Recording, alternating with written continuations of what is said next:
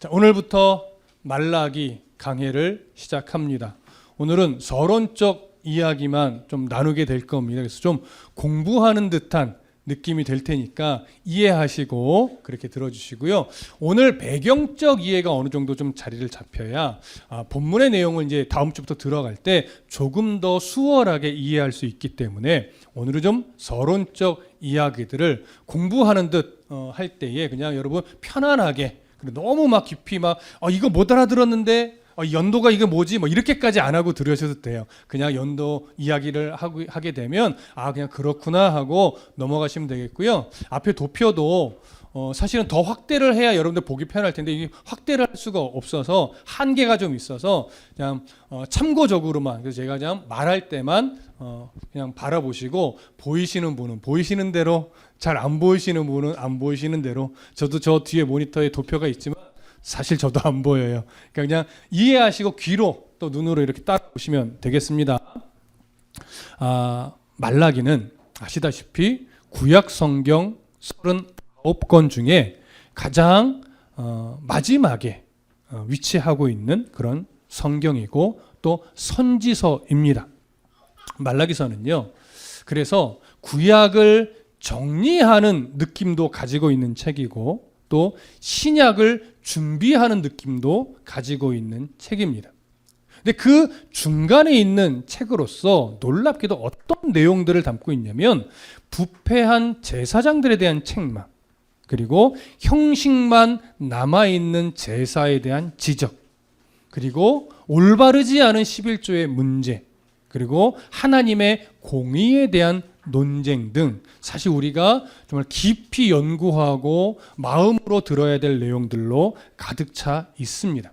근데 더 놀라운 건 뭐냐면 이렇게 말라기가 지적하고 책망하고 있는 내용들이 오늘날 교회, 또 오늘날 목회자, 오늘날 예배의 모습, 오늘날 성도들에게 대입을 해도 전혀 어색하지 않다라고 하는 참 안타까운 문제도 있어요.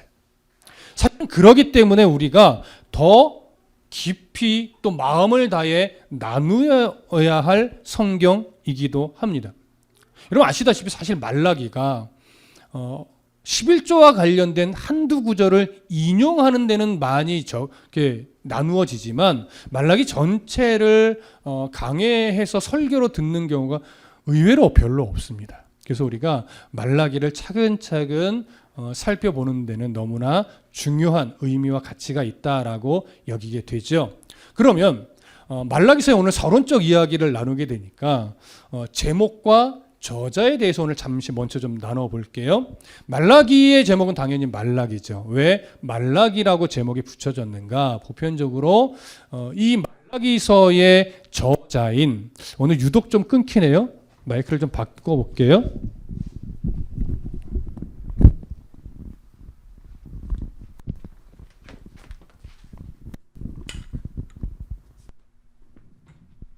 오늘 마이크 이걸로 켜주시고요.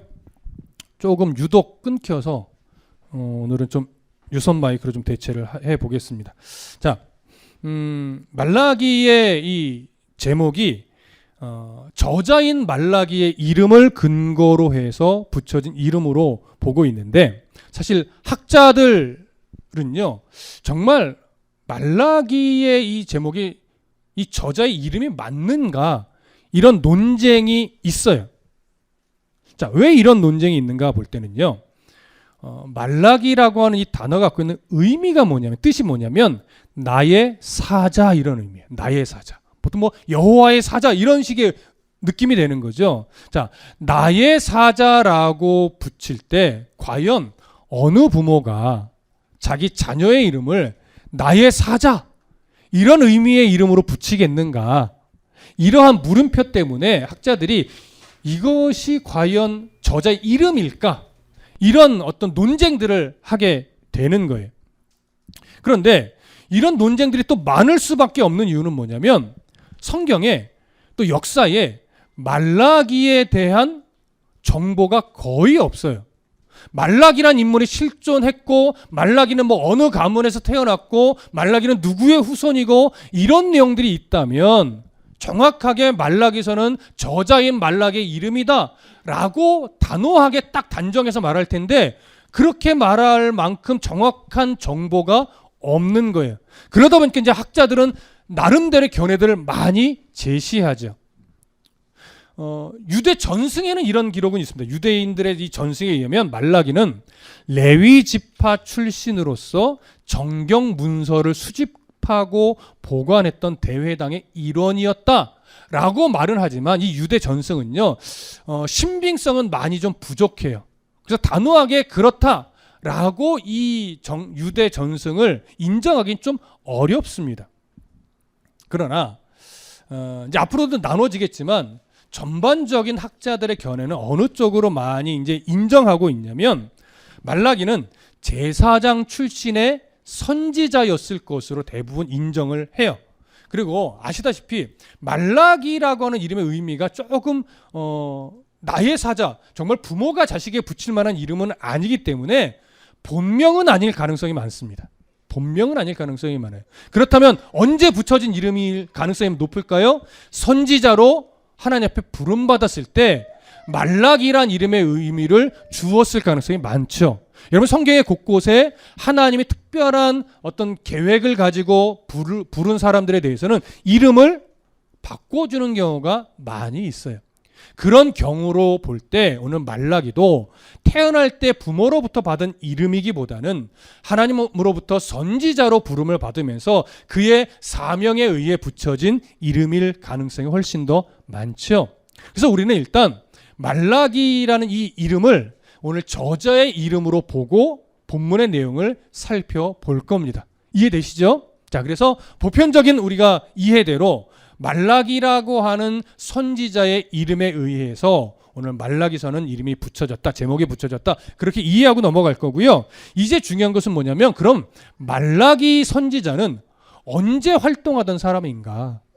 언제 활동하던 사람이고 그래서 이 말라기서를 언제 기록한 것일까? 이것을 우리가 좀 이해하실 필요가 있어요. 왜냐하면 이 역사적인 연대를 알아야 말라기 선지자가 어떤 의도와 어떤 방향성을 가지고 말라기서를 기록했는지를 바르게 이해할 수 있고 그렇게 이해가 돼야 그렇다면 오늘날 우리에게 이 말라기서를 어떻게 적용해서 교훈을 받을까가 더 선명해지기 때문에 그렇습니다. 그래서 조금 복잡할 수 있지만 오늘 우리는 말라기서의 기록 연대를 좀 살펴볼 건데 사실 말라기서의 기록 연대를 찾는 것은 매우 어려운 일입니다. 왜냐하면 서두에도 말씀드렸듯이 말라기라고 하는 인물에 대한 정보가 거의 없기 때문에 그래요. 그래서 어떻게 이 연대를 추정할 것인가? 사실 말라기서 안에 연대를 추정할 만한 어떤 아주 분명한 역사적 사건을 좀 언급했다면 추적하기가 쉽겠죠. 아니면 우리가 다 아는 어떤 분명한 인물에 대한 언급이 있다면 또 연대를 추정하기가 쉬울 텐데 그런 언급이나 역사적인 사건이나 어떤 인물에 대한 언급이 정확하게 없다 보니까 우리가 조금은 추정하면서 추적하듯이 연대를 좀 찾을 수밖에 없어요. 그러니까 이런 어떤 정확한 역사적 근거들이 부족하다 보니까 학자들은 나름대로의 견해를 많이 제시합니다. 말라기는 이때 활동했을 것이고 이때 기록했을 것이다라고 견해를 많이 제시하는데요. 얼마나 많냐면 제가 좀 부수적인 건 빼고 여기 원고에 정리한 것만 해도 7가지가 돼요. 자, 그냥 귀로만 들어보세요. 첫 번째는 언제로 보는 시선이 있냐면 여러분 도표에 1번이라고 제가 빨갛게 표시해 놓은 위치에 해당하는데 학계 선지자와 스가랴 선지자와 함께 활동했던 동시대 인물로 보는 시선이 있어요. 이게 학계 선지자와 함께 동시대 인물이라는 건 어떤 의미냐면 이스라엘이요 남유다가 주전 586년경에 바벨론에 의해 멸망을 하거든요. 근데 그 바벨론이 또 주전 538년경에 페르시아에 의해 멸망을 해요. 멸망한 이후에 페르시아의 고레스 왕이 포로 귀환을 선언하면서 누구를 처음 총독으로 보내냐면 스룹바벨을 총독으로 보내요. 그러면서 이제 성전을 완공하는 사건 일들도 일어나는데 요때 성전에 대해 성전 완공에 대해서 너희들이 더 적극적으로 성전을 공사해야 된다라고 하면서 예언의 말씀을 주셨던 인물이 학개와 스가랴 선지자예요. 요때 이 말라기 선지자가 함께 활동했을 것이다 이렇게 보는 거예요. 그래서 말라기서의 기록 연대를 언제쯤으로 주장하냐면 그러니까 스룹바벨과 함께 성전이 완공되었던 주전 516년경이 바로 말라기서의 기록 시기일 것이다 이렇게 주장하는 게 첫 번째 견해입니다. 그리고 두 번째 견해는 어떻게 되냐면 이 스룹바벨 이 1대 총독으로 부임했었다면 시기가 흘러서요 2대 총독으로 부임한 사람이 누구냐면 에스라예요. 그리고 나서 에스라가 어떤 이 미스바에서 대각성 운동을 펼쳐서 영적 각성을 일으켰다면 세 번째로 부임한 사람은 느헤미야예요. 느헤미야는 이제 성벽을 재건하고 예루살렘의 성벽을 재건하면서 이스라엘의 영적 각성을 일으켰던 인물인데 이 에스라와 느헤미야 두 총독의 시대를 함께 살며 말라기서를 기록했을 것으로 보는 것이 두 번째 견해입니다. 그렇게 되면 이제 사실은 폭이 좀 넓어요. 에스라 총독이 부임했던 이 때가 언제냐면 458년인데요. 요 에스라 총독이 부임하고 느헤미야 총독이 부임했던 요때 시기를 넓게 보면 주전 458년부터 느헤미야가 바사에 다녀왔던 주전 432년까지 그 넓은 수십 년의 기간 안에 말라기가 함께 사역했을 것이고 이 말라기서도 기록했을 것이다 이렇게 보는 게 두 번째 견해예요. 세 번째 견해는요 좀 예전으로 가는 건데 에스라와 느헤미야가 부임하기 이전일 것이다. 그러니까 스룹바벨과 에스라 총독이 부임한 그 사이 어느 때쯤, 그러니까 주전 458년 이전, 오늘 여러분 도표에 보면 2번이라고 괄호친 부분에 해당이 됩니다. 그리고 네 번째는 또 어떤 견해가 있냐면 느헤미야의 첫 번째 총독 직무 시기 요때 어느 때일 것이다. 그러니까 어떻게 되냐면 느헤미야가 총독으로 부임했던 445년부터 잠시 페르시아로 돌아갔을 때가 있거든요. 그때가 433년이에요. 요 한 10몇 년 사이 어간 요때쯤 말라기가 활동을 하고 이 말라기서를 기록했을 것이다. 이렇게 보는 거예요. 도표에는 3번이라고 제가 표시한 그 위치쯤 됩니다. 그 다음에 또 다섯 번째는 어떤 때로 보냐면 느헤미야가요 총독으로 부임해서 한 12년 가까이를 활동한 이후에 페르시아 왕과 약속한 것이 있어서 페르시아 한 1년 정도 다녀오게 되거든요. 그 1년 정도 다녀올 때 이스라엘에 이제 총독이 없잖아요. 아마 다른 총독이 잠시 있었을 가능성도 있는데 없었을 가능성도 있어요. 근데 그 1년 바사에 다녀온 페르시아에 다녀온 그 1년 사이에 아마도 말라기가 집중적으로 활동을 했고 이때 이스라엘이 완전 영적으로 무너지는 상황이 벌어지거든요. 그 무너지는 상황을 바라보면서 말라기가 이스라엘의 쇄신과 영적 각성을 위해서 말라기서를 기록했을 것이다. 이렇게 보는 견해가 있어요. 그 다음에 이제 또 하나는 이 느헤미야의 총독 직무 시기 전체 처음 부임했을 때부터 바사에 다녀와서 두 번째 부임했을 때까지 조금 넓게 보는 시기도 있어요. 그 다음에 마지막으로는요 아예 뒤로 쫙 밀어요. 그래서 페르시아가 통치할 제국을 이루었던 후기나 아니면 페르시아를 멸망시키고 전 세계 완전 대제국을 이뤘던 알렉산더의 시대, 그러니까 헬라 시대죠. 그리스 헬라 시대. 요때에 말라기가 활동했을 것이다. 이렇게 보기도 해요. 좀 촘촘하기도 하지만 사실 견해가 이렇게 다양하다는 것은 말라기가 활동했던 시기와 이 말라기서를 기록했을 때를 정하기가 그만큼 어렵다라고 하는 걸 의미하는 거예요. 그러니까 이거 외울 필요가 없는 거예요. 그만큼 지금 연대를 추정하기가 쉽다, 어렵다? 어렵다.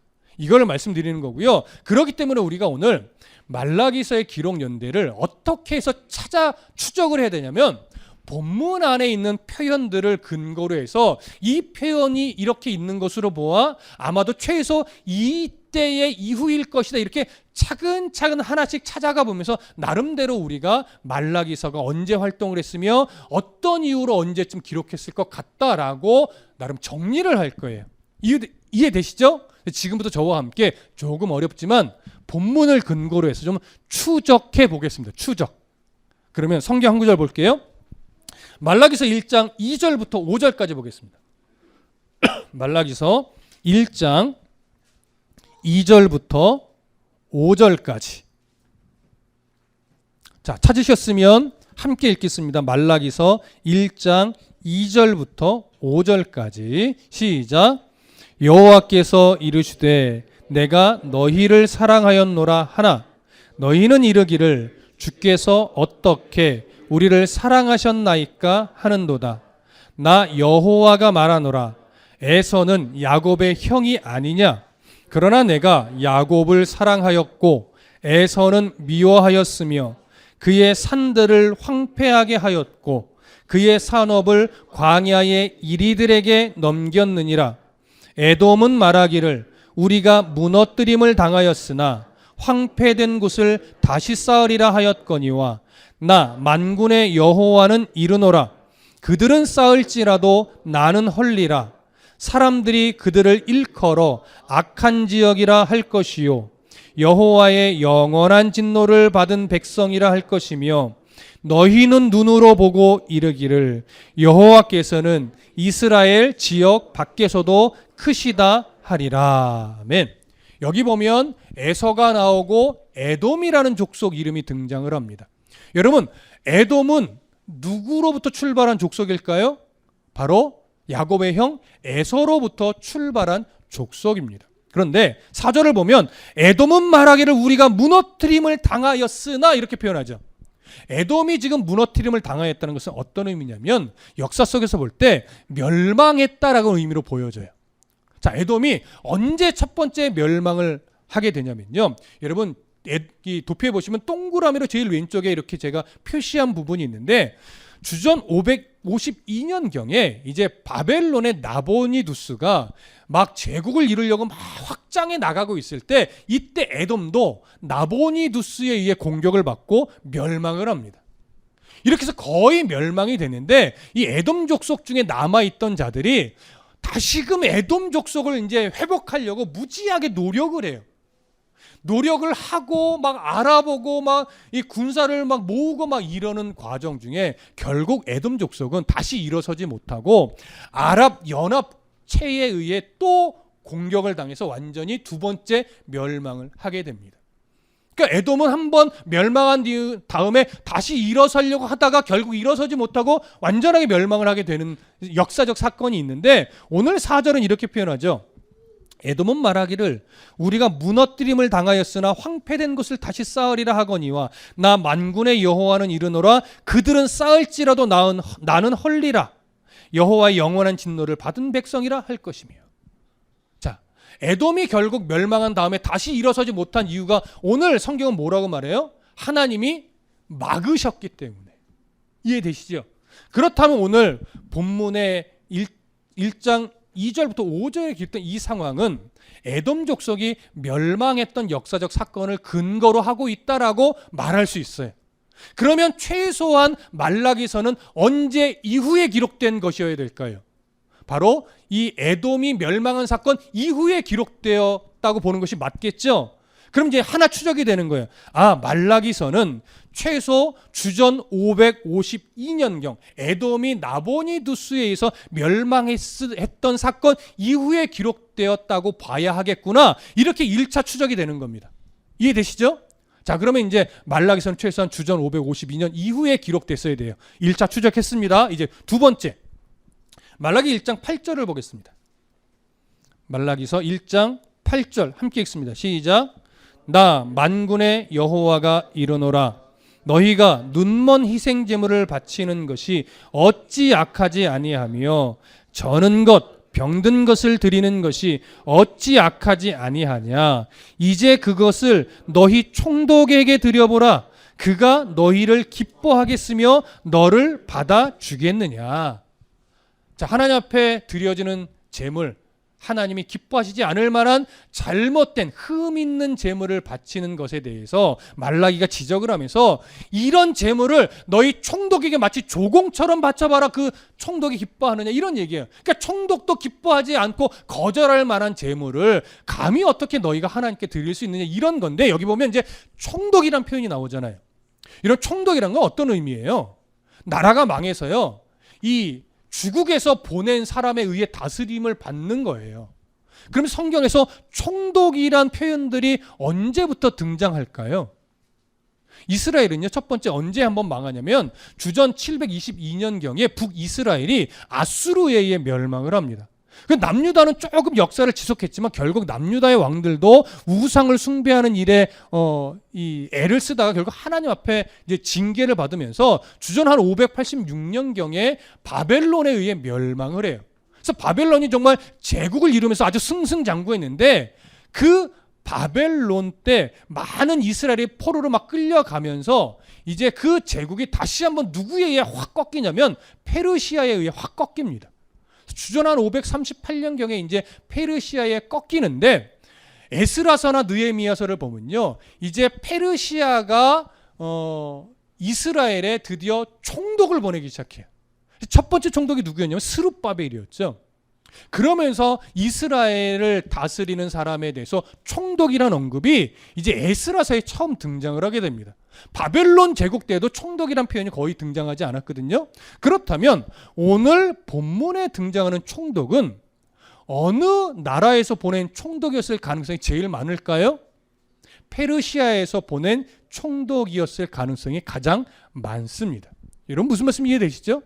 그렇다면 오늘 본문에 기록된 총독이 페르시아에서 보낸 총독으로 볼 만한 근거가 어느 정도 개연성이 있다면 우리는 최소한 이 말라기서의 기록 연대를 어느 시대 어느 때 이후로 봐야 되냐면 스룹바벨이 총독으로 처음 부임했을 때, 여러분 그때가 언제일까요? 바로 페르시아에 의해 바벨론이 멸망했을 그때 주전 538년경. 그때 이제 고레스가 포로 귀환을 명령하면서 총독을 보냈기 때문에 우리는 최소한 말라기서가 주전 538년 이후에 기록됐다라고 볼 만한 근거가 어느 정도 되는 겁니다. 이해되시죠? 이것이 우리가 두 번째 추적이에요. 자, 그래서 말라기서는 처음에는 주전 552년 이후로 봐야 한다라고 추적했다면 이제 두 번째는 조금 더 구체적으로 주전 538년 이후에 기록됐다라고 볼 만한 근거를 확인했습니다. 이제 세 번째 좀 추적해 볼게요. 말라기서 1장 6절부터 10절까지 봅니다. 말라기서 1장 6절부터 10절까지 좀 아까 8절을 읽었지만 전체로 한번 볼게요. 시작. 내 이름을 멸시하는 제사장들아, 나 만군의 여호와가 너희에게 이르기를 아들은 그 아버지를 종은 그 주인을 공경하나니 내가 아버지일진데 나를 공경함이 어디 있느냐 하나 너희는 이르기를 우리가 어떻게 주의 이름을 멸시하였나이까 하는도다. 너희가 더러운 떡을 나의 제단에 드리고도 말하기를 우리가 어떻게 주를 더럽게 하였나이까 하는도다. 이는 너희가 여호와의 식탁은 경멸히 여길 것이라 말하기 때문이라. 만군의 여호와가 이르노라. 너희가 눈먼 희생 제물을 바치는 것이 어찌 악하지 아니하며 저는 것 병든 것을 드리는 것이 어찌 악하지 아니하냐. 이제 그것을 너희 총독에게 드려보라. 그가 너희를 기뻐하겠으며 너를 받아주겠느냐. 만군의 여호와가 이르노라. 너희는 나 하나님께 은혜를 구하면서 우리를 불쌍히 여기소서 하여 보라. 너희가 이같이 행하였으니 내가 너희 중 하나인들 받겠느냐. 만군의 여호와가 이르노라. 너희가 내 제단 위에 헛되이 불사르지 못하게 하기 위하여 너희 중에 성전문을 닫을 자가 있었으면 좋겠도다. 내가 너희를 기뻐하지 아니하였으며 너희가 손으로 드리는 것을 받지도 아니하리라. 자, 여기 보면 두 가지 중요한 상황이 하나 나옵니다. 첫 번째 뭐냐면 성전이라는 이름이 언급되죠. 그리고 성전에서 제사 행위가 이루어지고 있는 것 같습니까? 이루어지고 있지 않는 것 같습니까? 아니, 제사 행위는 이루어지고 있죠. 그러나 하나님 받으실 만한 제물을 드리는 게 아니라서 문제인 거죠. 그래서 하나님이 야 성전문을 차라리 닫고 싶다 이러시는 거예요. 그러니까 지금 두 가지 상황이 전제가 돼요. 성전이 존재하고 그 성전에서 제사 행위가 이루어지고 있다라고 하는 상황이 전제가 돼요. 그럼 보십시오. 예루살렘 성전이 한번 무너지는 사건이 생깁니다. 언제 무너질까요? 네, 주전 586년경에 바벨론에 의해 이스라엘이 멸망할 때 그때 성전이 한번 무너져요. 그래서 재건이 안 돼요. 그러다가 언제 재건이 될까요? 고레스가 이제 페르시아가 다시 바벨론을 무너뜨리고 제국을 이루면서 포로 귀환 명령을 할 때 스룹바벨이 처음 총독으로 이제 부임하는데요. 스룹바벨이 부임할 때 목표가 하나 있어요. 무너진 성전을 재건하는 거예요. 그 목표를 갖고 와서 이제 에스라서 1장부터 6장을 보면 여러 가지 어려운 상황을 극복하고 드디어 스룹바벨과 이스라엘 백성들의 성전 재건을 완성해요. 그 성전 재건 완성할 때가 언제냐면 주전 516년 12년인가? 516년경이에요. 516년경에 성전을 재건하고 나서 이스라엘은 기쁨으로 그 성전에서 뭐 하기 시작하냐면 이제 제사를 드리기 시작하는 거예요. 자, 이런 상황을 근거로 본다면 최소한 이 말라기서는 언제 이후에 기록됐어야지 맞을까요? 성전이 재건되고 제사가 드려져야 되니까 처음 무너졌을 때가 아니고 처음 예루살렘에 있을 때가 아니고 스룹바벨이 총독으로 부임하고 나서 어려운 상황을 극복하고 성전을 완성했을 주전 516년 이후에 기록됐다라고 보는 것이 합리적인 판단이죠. 자, 이해되시나요? 그래서 우리는 세 번째로 추적한 결과 말라기서는 최소한 스룹바벨이 총독으로 부임하고 그 이후에 성전 재건을 완성한 주전 516년 이후에 말라기가 말라기서를 기록했다라고 보는 것이 가장 옳다라고 하는 어떤 판단을 하게 됩니다. 자, 여기까지 이제 이해되시죠? 그러니까 최소한 어느 시대로 갔냐면 이제 페르시아 시대까지는 온 거예요. 페르시아에 스룹바벨이 총독으로 부임했던 그 시기 이후까지는 우리가 이제 추적해서 온 것이고, 네 번째 이제 마지막으로 살펴볼 것은 뭐냐면 말라기서에서 제기되고 있는 여러 문제들이에요. 자, 말라기서는요 어떤 문제들을 지금 제기하고 있냐면 첫 번째, 희생 제사가 지금 다 망가져 있다. 그러니까 제사가 망가져 있다 이거예요. 그러면서 뭐 또 얘기해? 왜 하나님 앞에 잘못된 흠 있는 그런 제물을 바치느냐, 이런 문제들을 제기하죠. 그 다음에 또 제기하는 것은 뭐냐면 제사장들의 사역이 옳지 않다, 부패했다, 제사장들이 지금 너무나 부패에 빠져있다, 이 문제를 지적해요.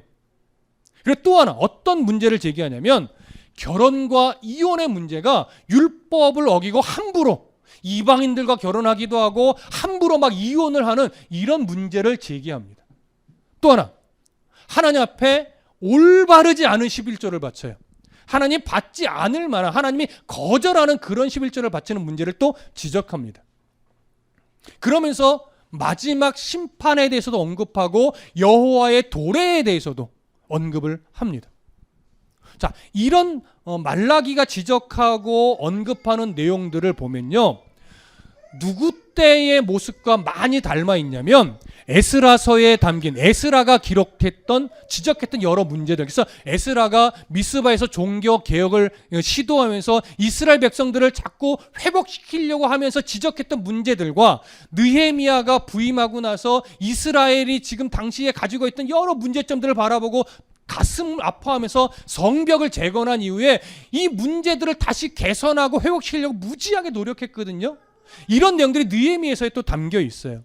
이렇게 에스라와 느헤미야가 개혁하려고 시도했던, 또 문제라고 지적했던 내용들이 지금 말라기가 지적하는 내용들과 많이 닮아 있어요. 그러면 이제 질문 하나 드려볼게요. 에스라가 했던 에스라에서 지적했던 문제들이 더 많이 말라기서와 닮아 있을까요? 아니면 느헤미야서에 기록된 느헤미야가 지적하고 회복시키려고 했던 문제들을 더 닮고 있을까요? 누구를 더 닮았을까요? 이 말라기의 내용들은 에스라와 느헤미야 중에 느헤미야를 훨씬 더 많이 닮아 있습니다. 자, 이런 것들을 볼 때 말라기는 누구와 더 동시대적으로 가깝다라고 보여지냐면 느헤미야와 더 동시대적으로 가깝다라고 보게 됩니다. 그래서 우리는 최소한 느헤미야가 총독으로, 세 번째 총독으로 부임했던 주전 445년 이후에 기록됐을 것으로 보는 것이 가장 개연성 있는 이해다라고 최종 정리를 합니다.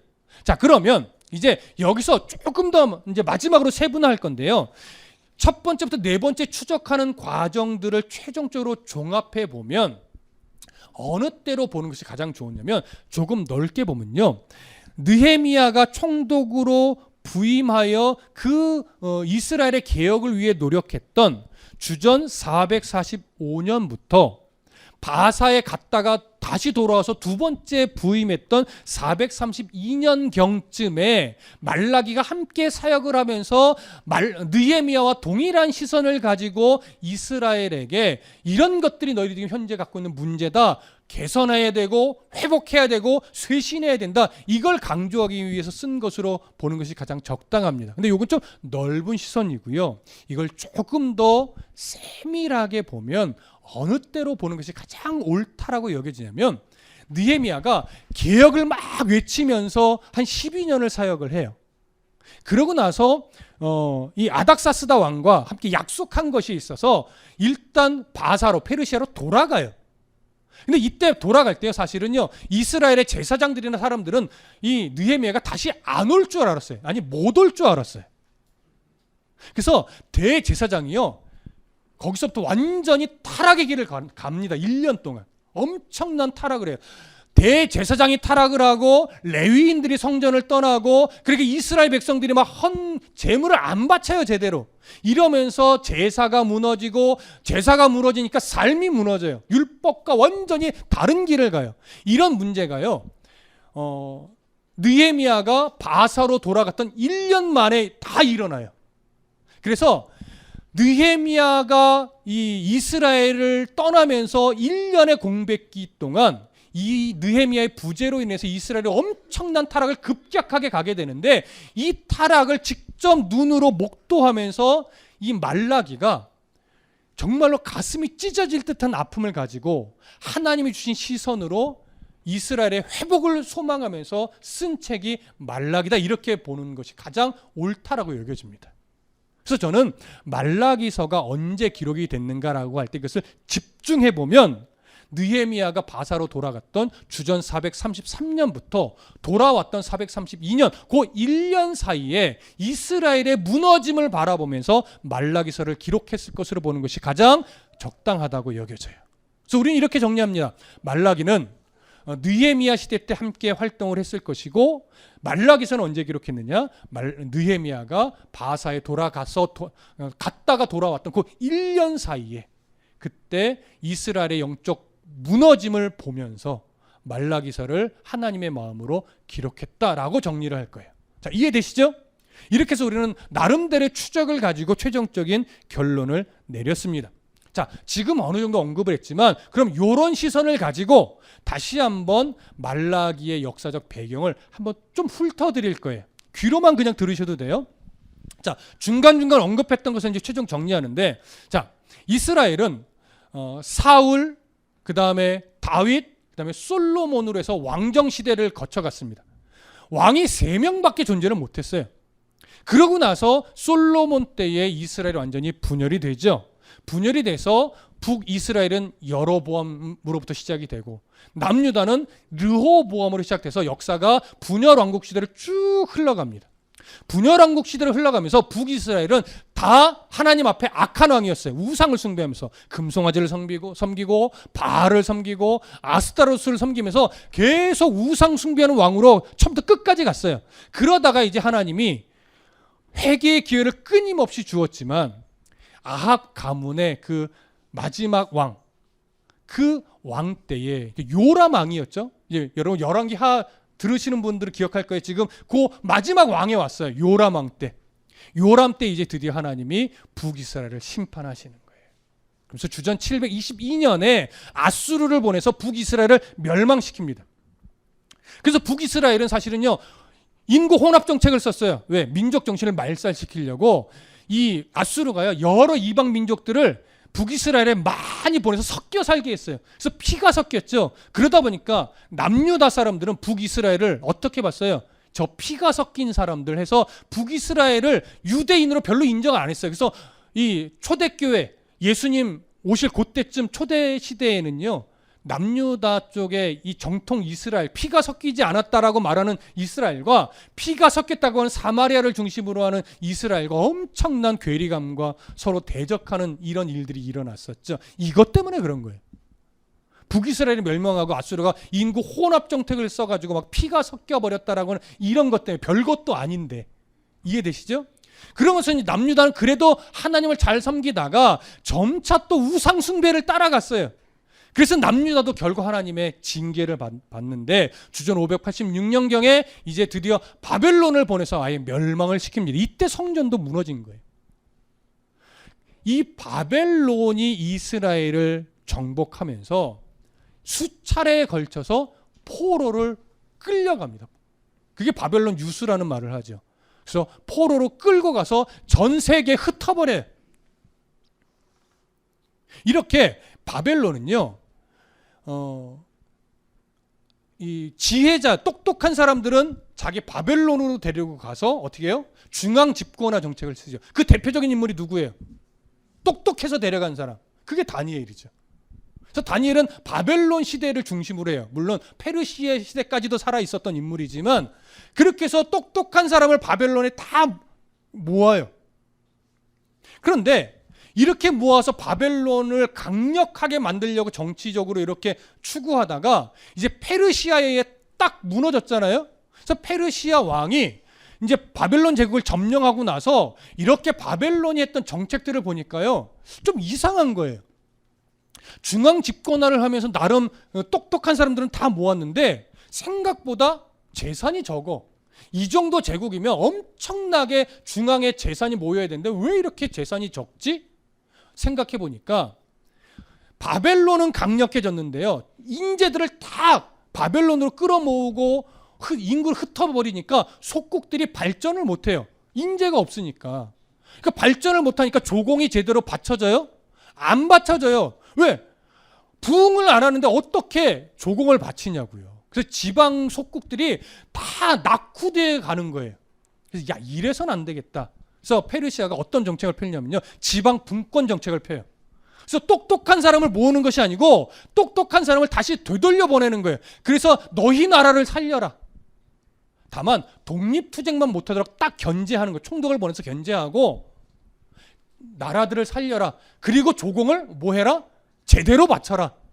이 정책을 핀 거예요, 페르시아가.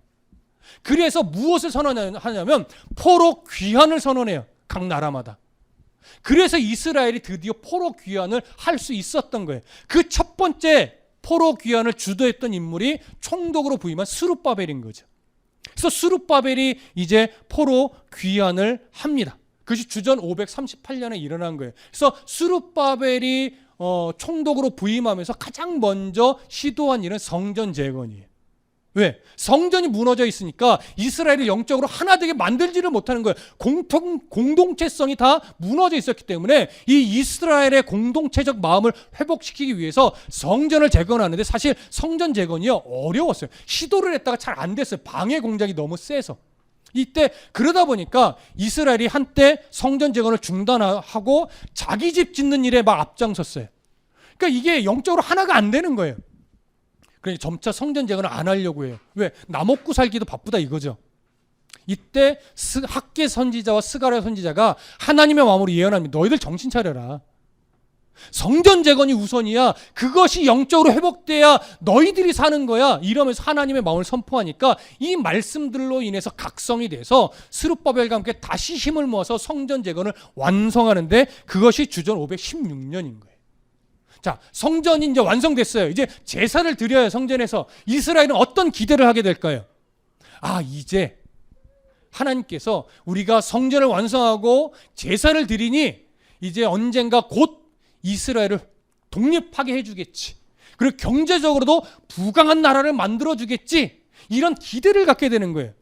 그런데 한 해 지나 두 해 지나 막 10년이 지나가고 있는데 독립해요? 못해요? 못해요.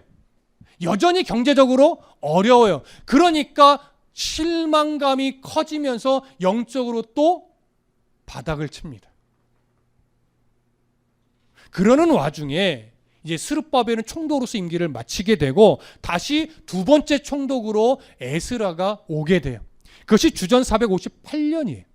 이때 에스라가 총독으로 부임하면서 이스라엘의 상태를 보니까 영적으로 완전히 무너졌어요. 제사 제도는 뭐 완전 형편없고 이방인들과 통혼하는 거 우습게 여기고 제사장들도 제 역할을 못하는데 왜 이런가를 가만히 보니까 에스라 눈에는 뭐가 들었냐면 이들에게 말씀을 가르치는 사람이 없는 거예요. 하나님의 말씀을. 그래서 에스라가 말씀을 가르치기로 결심을 하고 미스바에서 대각성 운동을 펼치면서 말씀을 끊임없이 가르치고 먼저 본을 보입니다. 에스라가. 그러니까 점차 이스라엘이 좀 회복이 되는 것 같이 보여요. 많이 회복이 됐어요. 근데 그 회복되어짐이 오래 가지 못하고 에스라는 또 이 총독의 역할을 마무리하고 돌아가고 다시 세 번째 총독이 부임하는데 그것이 느헤미야예요.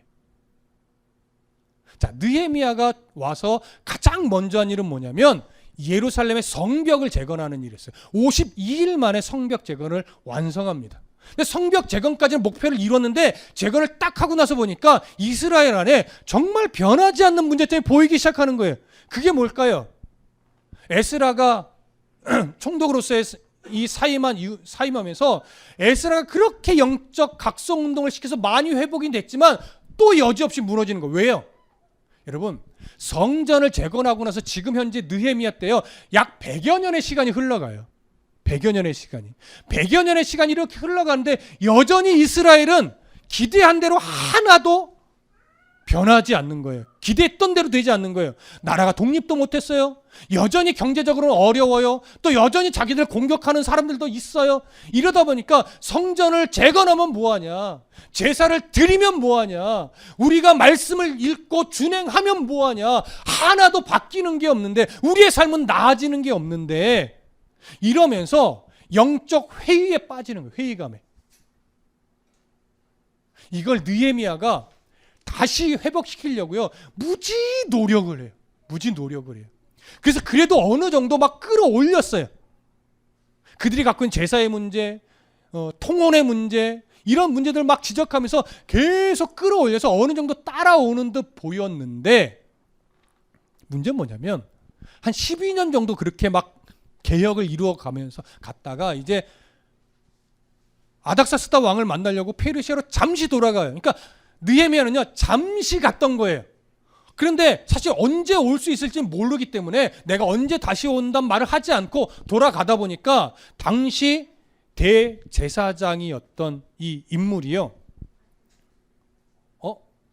느헤미야가 안 돌아오겠다라고 딱 판단을 해버린 거예요. 안 돌아오겠다 판단을 딱 해버리니까 그때부터 대제사장 안에 그동안 뭔가 눌려있던 이 타락의 본성이 확 터져 나오는데, 잘 들으세요. 성전은요, 부정한 사람들, 특히 이방인들 뭐 이런 사람 함부로 뭐 공간을 내어준다거나 하지 못해요. 거룩하게 지켜내야 돼요. 근데 이 대제사장이요, 자기의 어떤 사사로운 이익과 권세와 권력으로 인해서 그 성전의 공간들을 함부로 사용하기 시작합니다. 그리고 또 어떤 짓까지 벌였냐면, 레위인들에게 돌아가야 될 11조들 있잖아요. 그 11조를 분배해줘야 되거든요. 근데 그것을 착복해요. 레위인들에게 안 줘요. 그러니까 레위인들이 어떻게 될까요? 먹고 살 방법이 없잖아요. 11조를 분배해주지 않으니까. 그래서 성전을 떠나가요. 성전을 떠나니까 이제 제사장들은 자기 마음대로 할 수 있는 거예요. 그러니까 제물을 백성들이 바쳐도 그래서 자기가 착복하고 하나님 앞에 제대로 제물을 안 바치니까 이제 이것을 백성들이 알기 시작해요. 백성들이 이 사실을 알고 레위인들이 떠나갔다는 사실을 아니까 제물을 온전하게 바칠까요? 안 바칠까요? 안 바치는 거예요. 왜? 바치면 뭐해? 제사장이 착복하고 제물을 하나님 앞에 거룩하게 드려내질 않는데, 그렇다고 안 바칠 수는 없고, 왜? 종교심이 많으니까.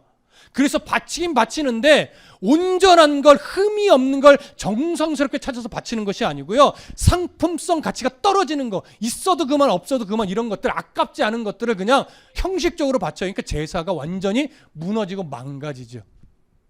영적으로 타락하니까 삶적으로 어떻게 될까요? 도덕적으로, 윤리적으로도 다 망가져요. 이방인들이 더 좋아 보여요. 그러니까 이방인들과 통혼하기를 우습게 여겨요. 제사장들도 자신들의 실리를 따라 이방인들과 통혼해요. 함부로 이혼도 해요. 이런 문제가 느헤미야가 바사에 돌아간 그 1년 사이에 완전하게 타락의 길을 가는데 급격하게 가요. 급격하게. 제사장부터 제사, 성전, 백성, 문제의 문제를요 1년 안에 완전히 바닥을 치고 타락하는데 이걸 막기가 어려울 정도였어요. 이걸 누가 목도하는 거예요? 두 눈으로? 말라기가 목도를 하는 거예요. 선지자로 부름 받았는데 이게 다 들어오는 거예요. 그래도 느헤미야가 있을 때는 어느 정도 각성하는 듯 보이더니 느헤미야가 페르시아로 돌아가니까 이들이 본색을 들어서 완전히 타락을 거듭하는데 가슴을 치게 되는 거예요. 말라기가 이걸 보면서. 근데 하나님이 이제 주시는 마음이 있잖아요. 가만히 있을 수가 없는 거예요. 느헤미야의 공백 가운데 이것을 다시 자기라도 회복시켜야 되겠다라고는 강한 선지자적 사명이 일어나서 하나님 주신 마음을 가지고 써내려가는데요. 말라기서를 써내려가는데 그 내용이 느헤미야나 에스라가 지적하고 책망했던 것과 다를까요? 다를 수가 없는 거예요. 왜? 똑같은 악행을 거듭하고 있었던 것이기 때문에 더 심해진 거니까. 그래서 말라기가 결국은 느헤미야가 외쳤던 똑같은 말을 다시 하나님의 마음으로 또 글로 기록을 하면서 이스라엘을 지적하고 책망하고 각성해야 된다고 외치는 거죠. 이것이 바로 말라기예요, 여러분. 그러니까 잘 보십시오. 왜 말라기가 이걸 기록하게 돼요? 이스라엘 백성들 안에 잘못된 기대감을 갖고 있었기 때문에 그래요. 내가 성전을 재건하면, 내가 제사를 드리면, 내가 제물을 바치면 하나님이 우리를 이렇게 해주겠지라고 하는 하나님의 마음과 다른 자신들의 기대를 앞서해오는 거예요. 그러니까 내 기대대로 안 되니까 영적으로 무너지는 거죠. 여러분 잘 들으십시오. 기독교 신앙은요, 내가 예배 잘 드리면 하나님이 복 주는, 내가 11조 잘하면 물질의 풍요로 채워지는, 내가 헌신하면 하나님이 자녀를 막 성공시켜주는 이런 식의 신앙이 아닙니다. 여러분 쉬운 예 하나 드려볼게요. 예전에도 가끔 언급하는 거지만 사업을 하거나 장사하시는 분들 늘 부딪히는 게 뭐예요? 주일에 장사를 해야 돼 말아야 돼 이런 거죠. 꼭 주일에 예배 안 드리고 장사하면 하나님 뭐 할 것 같아요? 사업 망하게 할 것 같고, 주일에 장사 안 하고 예배하면 하나님이 날 기뻐하셔서 평일에 더 풍족하게 장사가 잘 되게, 주일에 장사 못한 것보다 더 많은 이윤을 남기게 해주실 것 같은 그런 또 기대도 하게 되잖아요. 여러분 그럴 수도 있지만 예수를 믿는 성도가 왜 주일에 장사를 접고 하나님 앞에 예배하기 위해 노력하는 걸까요? 평일에 더 풍요로움으로 하나님이 채워줄 것을 기대하며? 그거 아니에요, 여러분. 그렇게 생각하시면 안 돼요. 주일에 왜 장사를 안 하냐면, 주일에 장사를 하면 돈이 더 벌리는 것이 맞지만 나는 주일에 얻는 그 이윤보다 그걸 포기하고서라도 나는 하나님께 예배함이 난 더 소중하다라고 인정해서 예배해야 되는 거예요.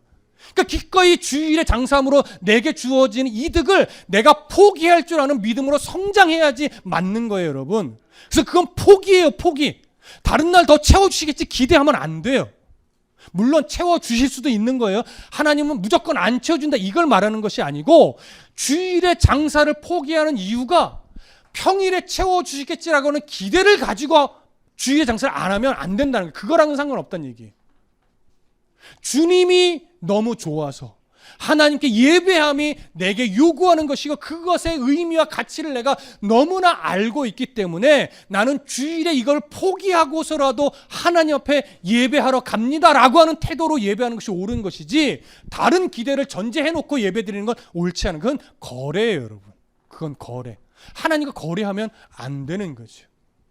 근데 오늘날 우리의 신앙이 자꾸 이렇게 바뀌어갔던 거예요. 왜? 우리의 인생의 목표가 자꾸 어디에 있으니까, 땅에서 잘 되는 것에 많이 맞춰져 있으니까 내가 헌신하는 이유, 내가 봉사하는 이유, 내가 예배하는 이유, 내가 헌금하는 이유가 다 생기는 거예요. 꼭 기억하십시오. 이유가 없어야 됩니다.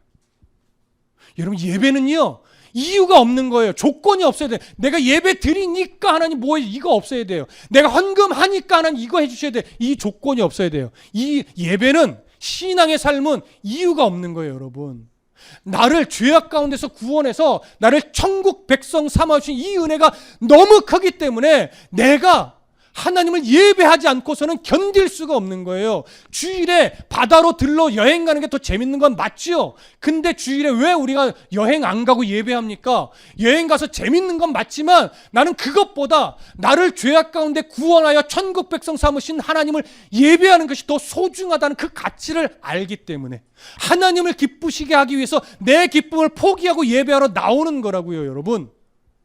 그러니 예배에 조건 달지 않아야 되고 예배에 이유가 있어서는 안 되는 거예요. 이런 이유 없이 감사함으로 예배하십시오.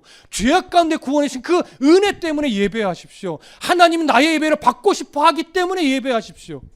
사사로운 이익, 내가 원하는 거, 바라는 거, 내 기대, 거기다 제발 붙이지 말아야 됩니다, 여러분. 그걸 붙이다 보니까 실망하여 망가졌던 때가 바로 이 말라기 때란 말이죠. 이제 우리가 예배할 이유는 하나예요. 나를 구원하신 예수 그리스도 그 은혜가 너무 크고 나를 천국 백성 삼으신 하나님께서 나의 예배를 받고 싶어 하시기 때문에 우리가 주일에는 사사로운 내 인간적인 유익들, 만족들을 그래도 좀 내려놓고 주일만큼은 하나님 앞에 온전하게 예배하기 위해서 집중하고 애쓰는 거죠. 그리고 하나님의 기쁨에 내가 동참하기 위해서 말씀 앞에 눈과 귀를 집중하는 거예요. 이해되십니까? 그러니 여러분, 오늘 소론이지만 여러분 오늘부터 다시 한번 각성하셔야 돼요. 여러분 각자가 이런저런 상황과 형편 때문에 주일에 예배를 못 나오시기도 하고 주일에 예배를 한 번밖에 못 나오시기도 하고 각자 사연이 있어요. 여러분 그걸 절대 비난하거나 비방하거나 지적하는 거 아닙니다. 왜냐하면 그 상황에서 못 나온 건 자기만이 알아요. 제가 판단하는 게 아니에요, 여러분. 저는 절대 여러분들 판단하려고 하지 않습니다. 그래서 스스로 돌아보셔야 돼요. 나는 지금 하나님 앞에 올바르게 하나님이 기뻐하실 만한 예배의 삶을 살아내고 있는가? 또 공예배를 내가 하나님이 인정할 수 있는 그 이유 아래서 예배에 참석하고 있는가? 나는 내 사사로운 이익 때문에 예배를 못 나오고 있는 것은 아닌가? 예배에 집중하지 못하고 있는 것은 아닌가? 여러분 죄송합니다. 스스로 물으셔야 돼요. 목사가 지적하고 할 일이 아니에요. 그거는 여러분 스스로 돌아보셔야 돼요. 나는 지금 하나님 앞에 나를 구원해 주신 예수 그리스도의 생명을 대신해서 구원해 주신 하나님 앞에 나는 올바른 태도로 예배하고 있는가? 바른 중심으로 예물을 드리고 있는가? 바른 태도와 중심과 자세를 가지고 헌신하고 있는가? 그리고 그런 중심이 내 삶 속에까지 이어지고 있는가? 일상의 기도와 일상의 예배로 이어지고 있는가? 스스로 묻고 대답하셔야 돼요. 그래서 하나님 앞에 이건 아니다 싶은 것이 있다면요, 끊어야죠. 그리고 이것이 옳다라고 여겨지는 것을 행하기 위해 노력하셔야죠. 이것이 믿음의 싸움이에요. 이 싸움을 해내셔야 돼요. 영적으로 회복돼야 그 다음에 하나님의 시선으로 일상의 삶을 바라볼 수 있어요. 그래야 일상의 삶이 내가 하나님 앞에 바르게 가고 있는지를 분별하죠. 영적으로 회복이 안 돼 있으면요, 내 일상에 하나님 보시기에 바르게 가고 있는가 분별이 안 돼요. 할 수가 없죠. 영적으로 회복이 안 되는데 어떻게 분별이 되겠습니까? 이해되시죠? 말라기의 그 간절함, 그 안타까움을 저도 지금 느끼려고 무지 몸부림칩니다. 왜? 제가 전해야 되는 입장에 있으니까. 그래서 말라기서 본문을 계속 연구하면서 제가 말라기의 마음, 또 말라기를 통해서 전하고자 하는 하나님의 마음을 느끼려고 계속 노력할게요. 그리고 인간적인 감정이 아니라 말라기의 마음으로 여러분 앞으로 설교를 해 나갈 테니까 이 말씀들을 나에게 주시는, 나의 영적 각성을 위해 주시는 하나님의 말씀으로 여러분 받기 위해서 지금부터 마음의 준비를 해 주십시오. 그리고 차근차근 말라기서를 들어가면서 내 영적으로 먼저 바른 회복이 일어나고, 내 영적으로 바른 회복이 일어날 때 비로소 가정이 회복될 것이고, 가정이 영적으로 바르게 회복이 되면 교회가 더 건강하게 회복이 될 것이고, 교회가 회복되면요 주변이 회복될 수밖에 없어요. 그러니 나부터 회복이 되자, 나부터 영적 각성을 이루어내자, 이런 태도와 결심을 가지고 앞으로 주일 오전 예배 말씀 놓치지 않고 들어가시기를 소망하고 축복합니다. 기도하겠습니다.